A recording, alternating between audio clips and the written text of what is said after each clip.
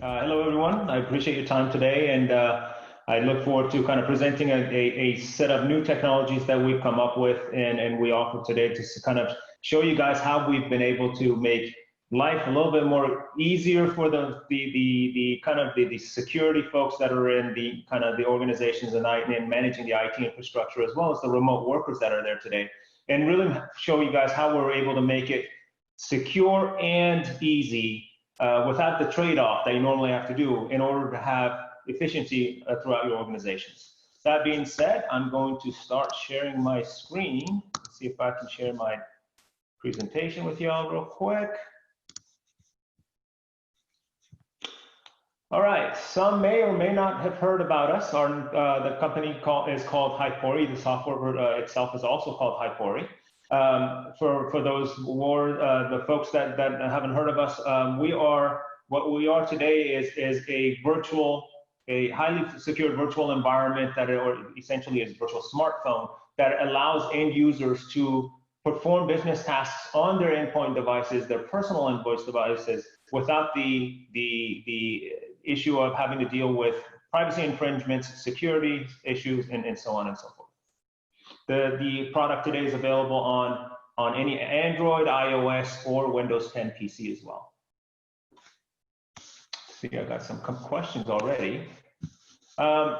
What does that mean for you? So essentially today, the product has a zero data at rest, meaning as you're using the Hypori software to access your corporate data, there's absolutely no data on the end user device ever at rest. We have been forensically proven by some heavy-duty users within the DoD and the intelligence communities to show that this product is secure enough and has no zero at rest in order to be able to be used in that environment.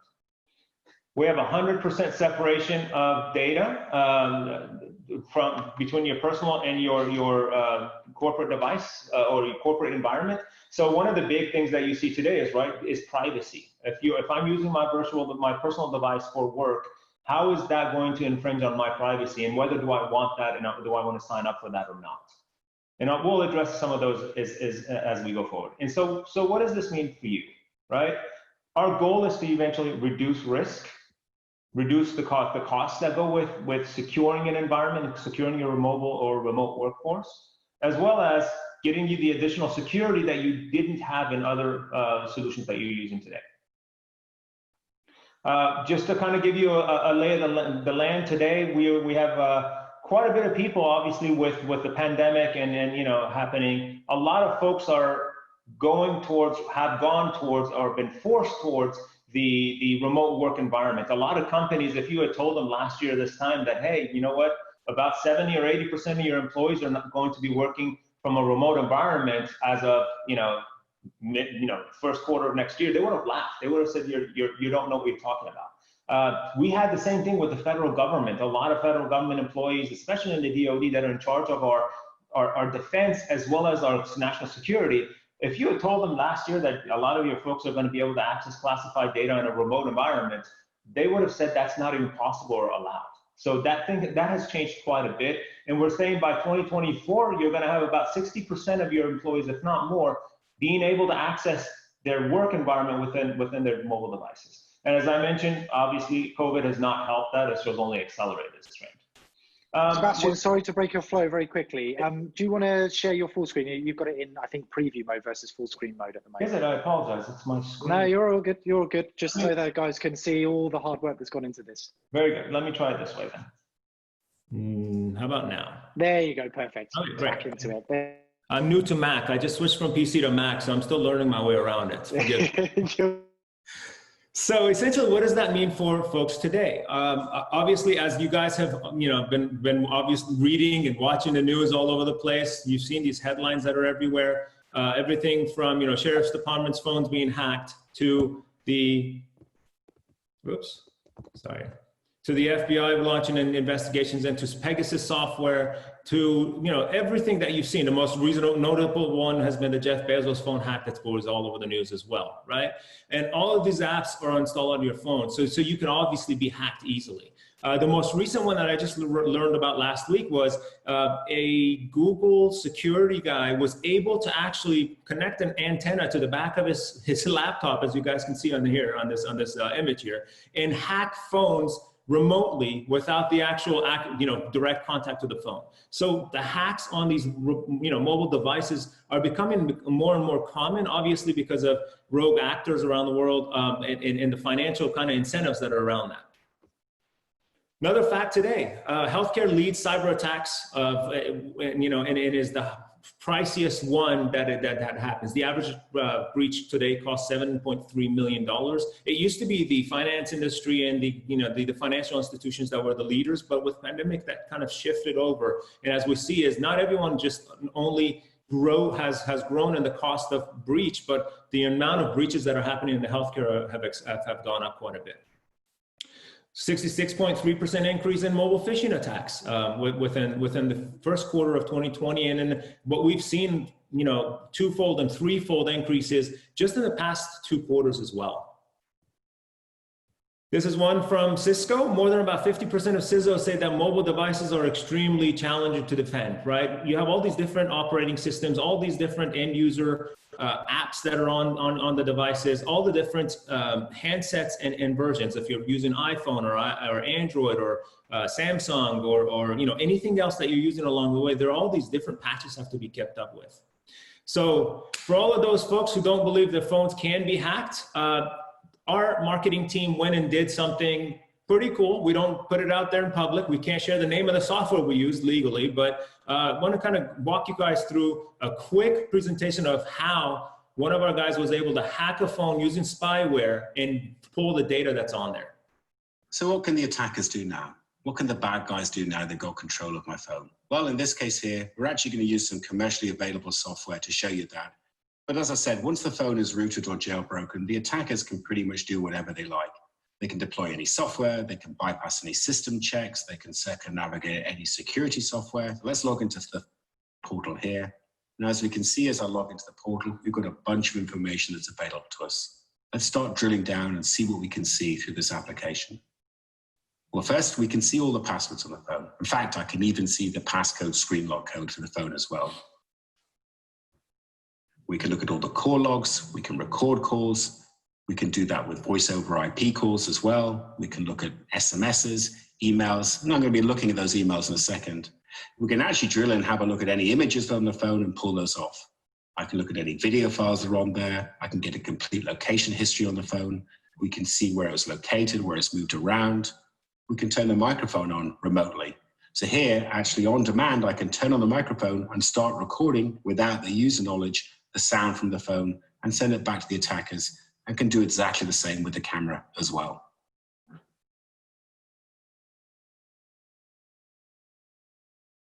On demand, we can turn on the camera, and the owner of the phone will have no idea that the camera's on and activated, and we can actually start taking pictures of them. We can also look at web activity, we can look at bookmarks, we can look at contacts, calendars, notes. There's a whole bunch of information that we can look at as well. And I can do this on demand, for as long as I like, for as long as the device is compromised.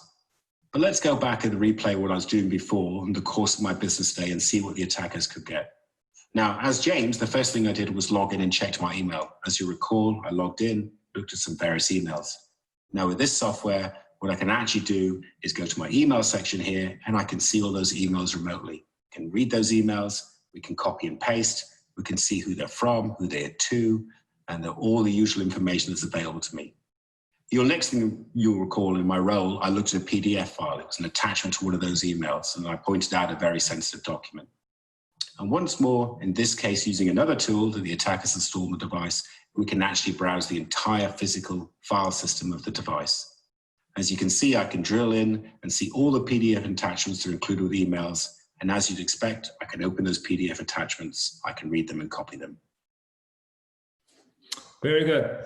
So for all you folks who are actually thinking your phones are secure, here's the different ways that we see the challenges that are available with mobility today, right? So you have the cost factor. You have two options to provide remote access to your device, to your employees today. One is provide a company furnished phone or laptop or tablet, or and manage the carrier services, the administrative costs of managing putting a mobile device management software on there, and then the cost of security breaches, because as long as this data is touching this device, the device can be hacked.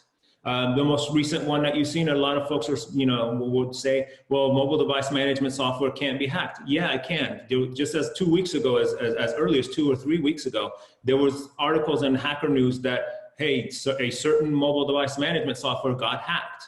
So it is doable as long as the data is residing on the phone, it is going to be compromised and it can be breached.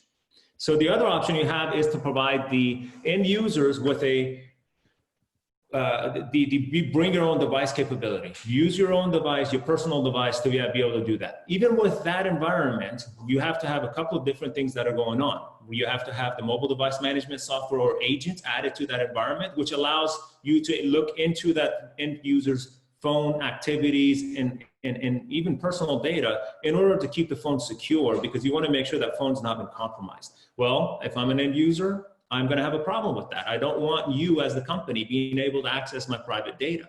The other aspect of it is you still have the cost of data, of data breaches in case that happens. What that means is phone still has data on it and it still can't get breached. Now what you've done is you not only don't have a locked down company furbished phone, you have an end user that can do different things with their phones, like, big things on the news, TikTok, pulling data, Instagram, the camera has been on and it's been running data on the back end, pulling data from your device while you weren't even on Instagram. So these things are happening throughout not only just companies that are looking to get information for advertising, but also the rogue entities that are trying to kind of access your environment.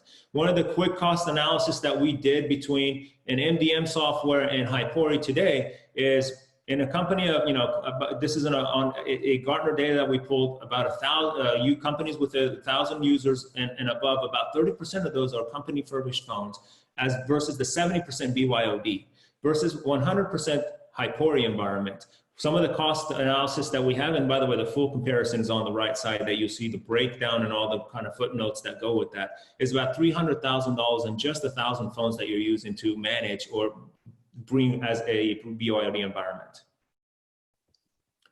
The other aspect is security, right? So one of the things that I mentioned is, as far as data is sitting, as long as your data is residing on the end user device, you're going to have issues and you're going to have vulnerabilities with that data. Now, how much vulnerability you're willing to take is up to you, right? It's not a matter of, I'm okay with the phone being compromised, but I'm not okay with the corporate data being gone. And as you saw, the cost of corporate breaches is going higher and higher, and the amount of times that's happening, the repetition of those attacks or the attempts to attack is going up, as we mentioned.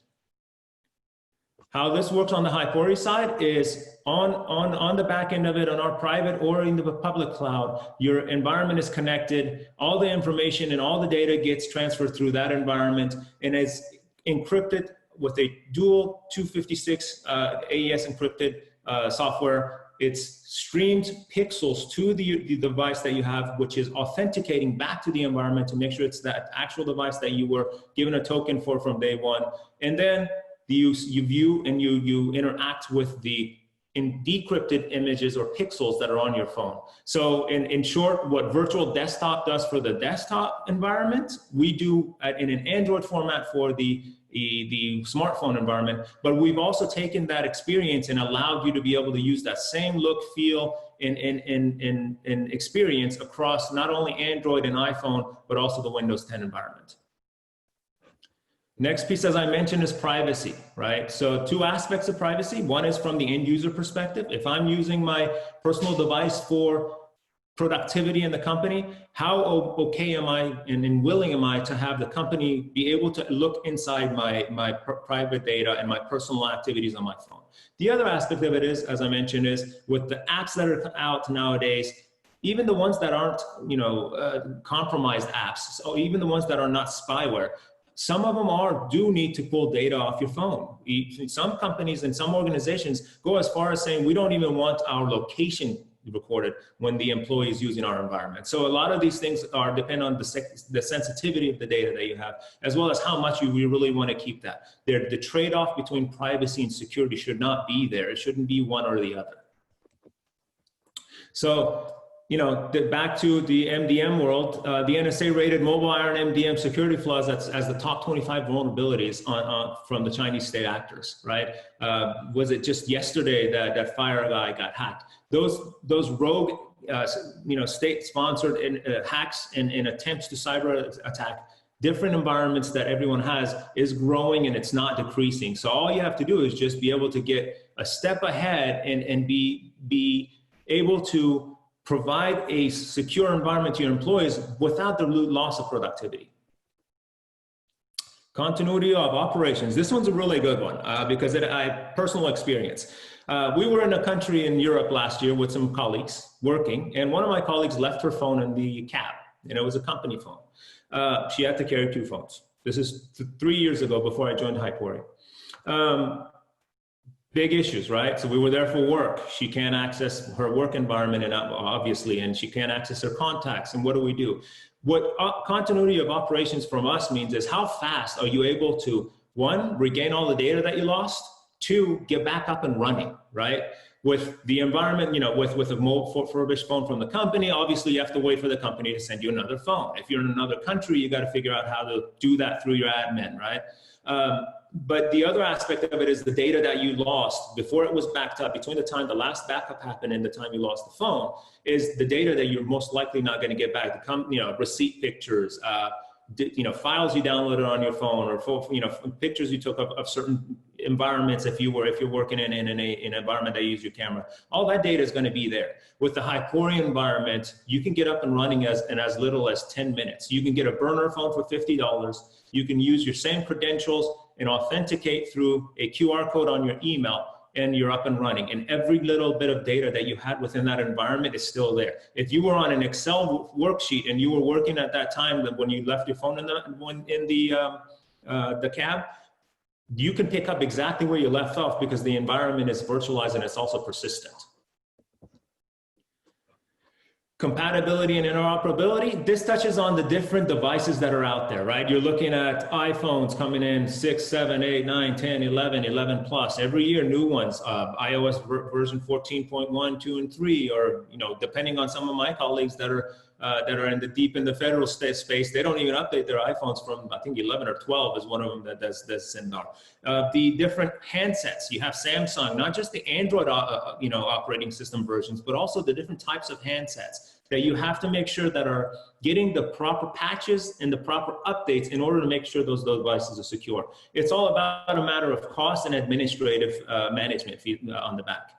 So, in closing on that, the things that we do is reduce the cost, right? Make sure that you're not sacrificing security for the cost of having to manage a device and to the point that you're spending way too much time and effort on the security side of it.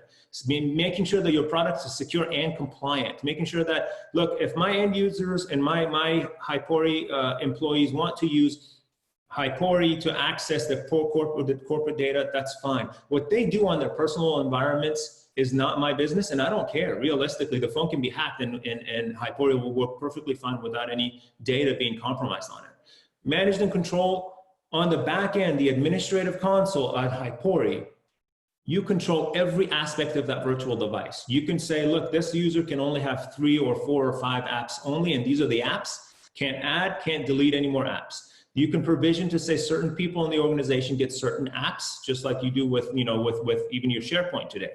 So there's a lot of Active Directory and AD on the back end, LDAP integration on the back end that happens, and it integrates with a wide variety of multi-factor authentication tools that are out there, as well as single sign-on. And then last but not least, adopted and embraced, right? When your employees see that you're providing a secure environment for them to work, without infringing on any of their personal and activity, you're going to get a lot more adoption and then result a lot more of a productive environment for you. So it builds a lot of synergy in your work environment as well. I'm going to open up the Hypori environment. Hopefully everyone can still see my screen. I'm going to minimize the video on the back. This is a Mac version of it that we just came out with. It's still in beta, but we are, like, as I mentioned, you can get the same look and feel and access that you have on your environment within your phone, as well as your Mac environment. So when you see this environment open up for you, you have the capability of actually accessing the apps that you're given. As I mentioned on here, what you notice is I have Play Store access on the Android environment for all your Android users. Obviously, you know what it is. For iPhone users, this is equivalent to the App Store, right? So I can open up and download anything here. The only reason I'm able to do this is because this is a demo environment and the admin has allowed me to be able to access this environment and download apps. Otherwise, it's not something I can do.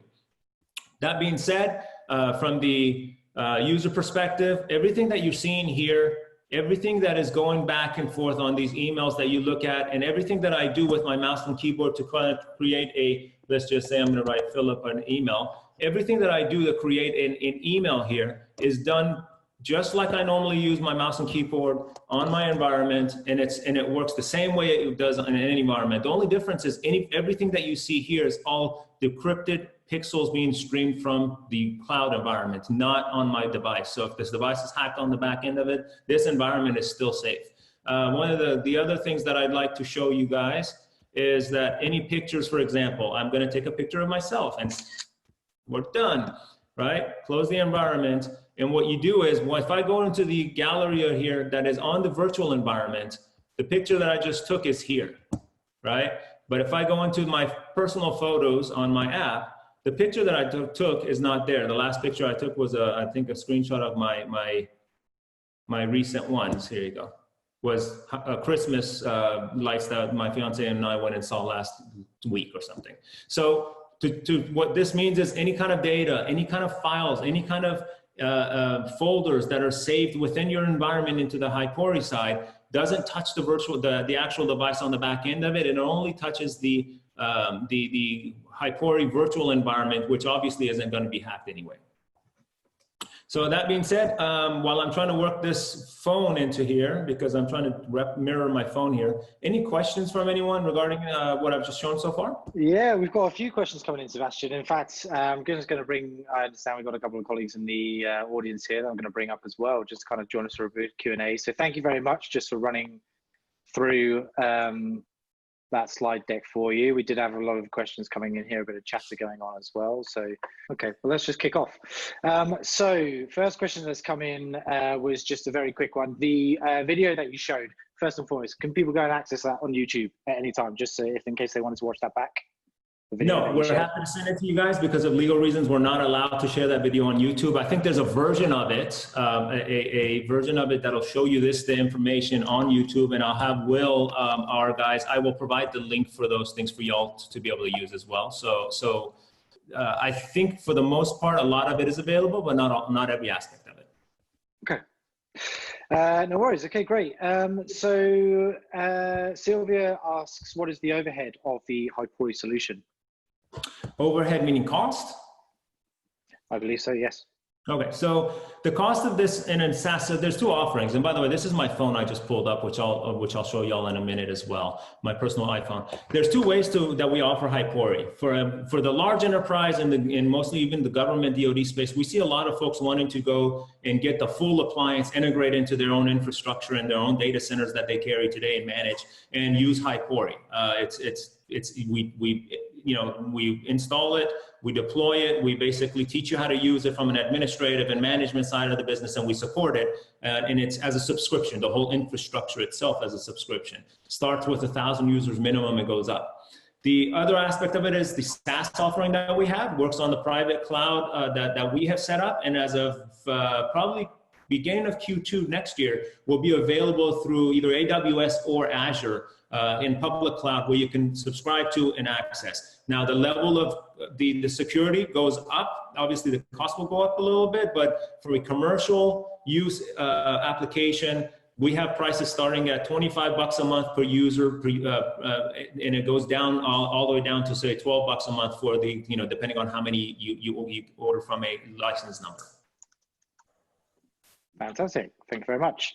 Okay, next question is not directly about the solution, but curious to know, we have your clients shared challenges with employees expecting higher reimbursements the more that their own devices become enabled to securely access more and more systems. So yeah, more of a comment and question there again. So one of the good things about the Hypori side of it is, yes, you get, so the laws are coming out everywhere, especially in California, I think, is that if the employee is using their personal device or personal phone particularly, I think they called out, for work purposes, they have to be reimbursed for that.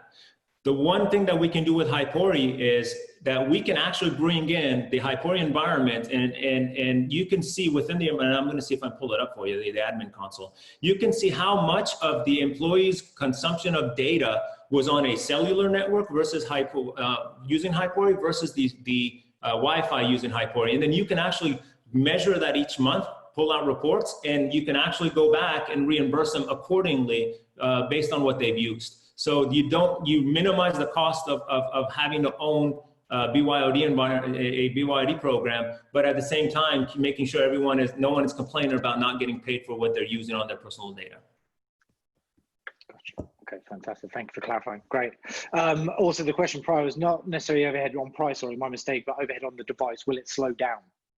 No. So the one thing that helps, that obviously within, if you're connected, let's just say to our private cloud that's in the US, if you go to Europe, you're obviously going to have that latency because of the speed of light. But we do have data centers in Europe, in London to be particular, that move over your data, and you can use them over there as well. With the public cloud environment, that's going to be more of an automated environment.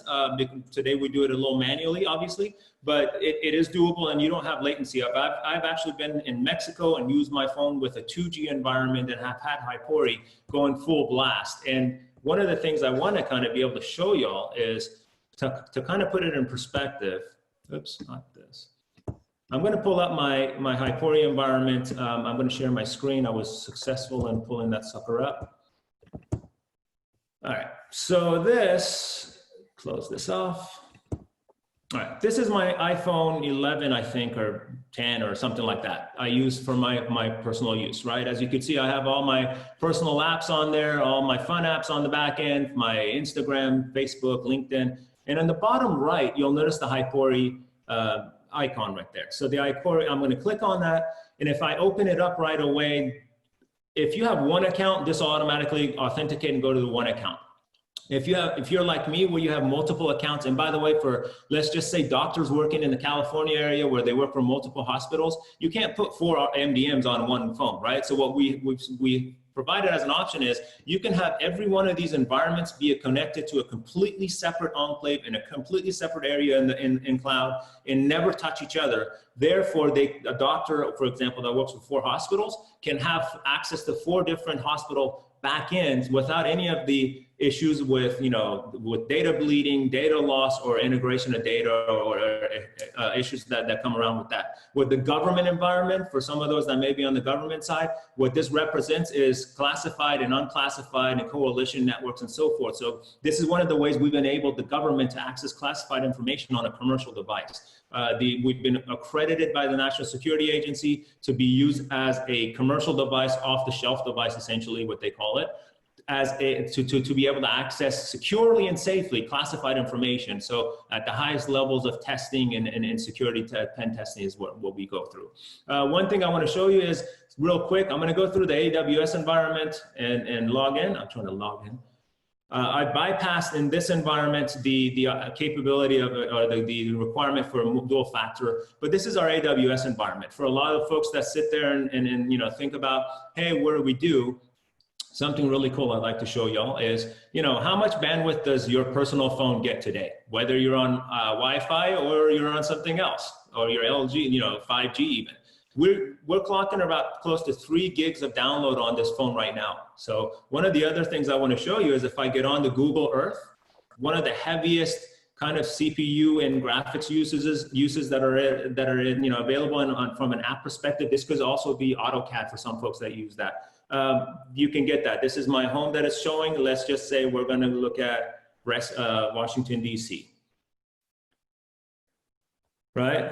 And if you can see how fast this thing moves back. One of the cool things that's happening here is you're seeing pixelated images steadily coming to your phone. All the compute, all the heavy lifting, all the work that's being done from a consumption of bandwidth and in CPU is all happening on the back end in the private cloud area right now, or in the AWS cloud in this instance. So the cost of you having to deal with high bills for consumption of cellular data goes down significantly. We've run tests side by side with phones that do the same thing over a month with the hardware, that this device that we have, the Hypori environment versus your own private device. And the consumption of your bandwidth comes down a lot more. Consumption of data comes down a lot more when you're using the Hypori piece, because your apps don't have to keep going back and forth through the cellular network. Everything happens in one area, and then just the stream of that interaction comes to you. Very cool. Tanway is asking, does Hypori meet compliance standards, and what are they? Yes, so as I mentioned a little earlier, we do meet the compliance standards, and we're working towards our compliance certifications as we go through Q1 of next year. As I mentioned, we've NIST cryptographic 140-2. We're NIAP accredited. We're on the commercial solutions for classified access within the government. We are working towards our HIPAA and whatnot certifications because of the fact that we're going to a public cloud. We've just postponed it for that environment. But everything on the back end of our private cloud is compliant, and it also has encryption at rest. It's fully controlled and managed. The administrative console also that the users for Hypori get is all managed by your admin if you want to. We can take over that, remove users as you'd want it to, but we can give you the control. It's super easy, 1 hour training, and you'll be up and running on how to build new templates, how to remove users, and how to manage and monitor the activity as you need to. Cool. And then what is unique differentiating factor between VMS and traditional MDM?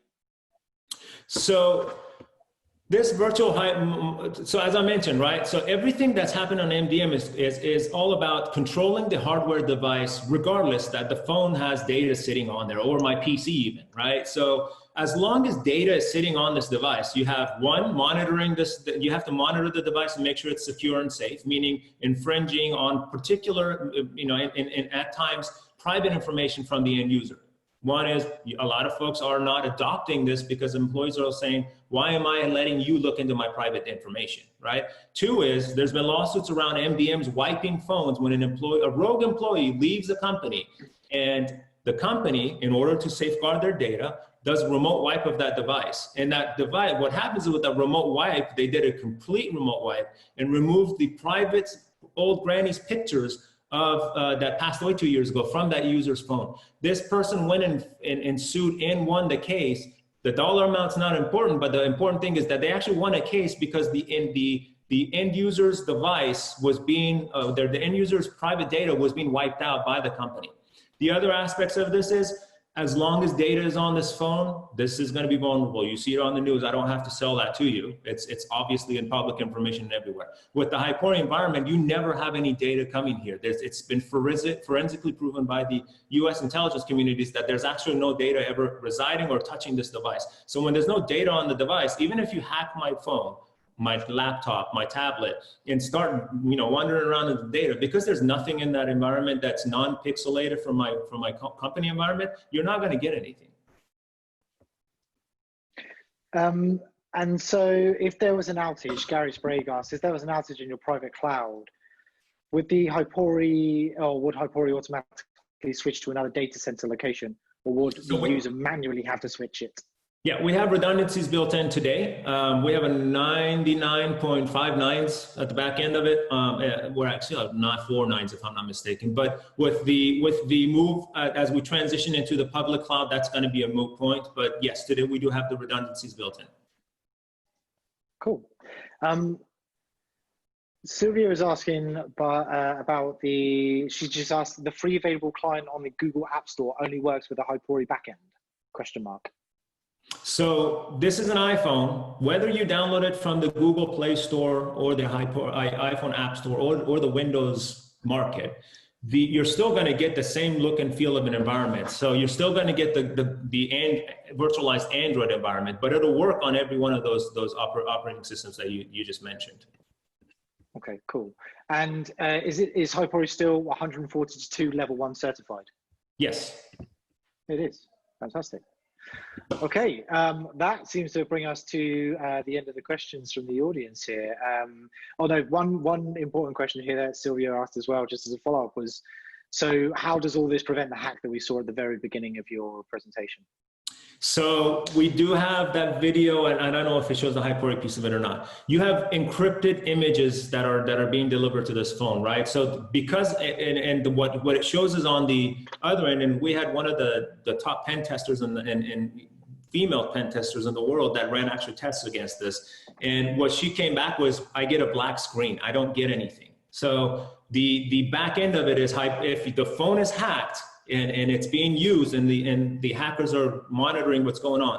At the very most, if they can decrypt 256 encryption, which if you can do that, the government would definitely love to talk to you. That's the only way is they can get that one snapshot of that one moment that that person was looking at, and that's it. So, but also one more thing to add, Hypori checks if the phone's been rooted every time it's trying to open up. And if it's rooted, it won't allow the phone, it'll notify you and it won't allow it to open up. Fantastic. Okay. Well, that brings us to the end of the session. So thank you very much. If the audience can please just join me in giving Sebastian a virtual round of applause. Thank you.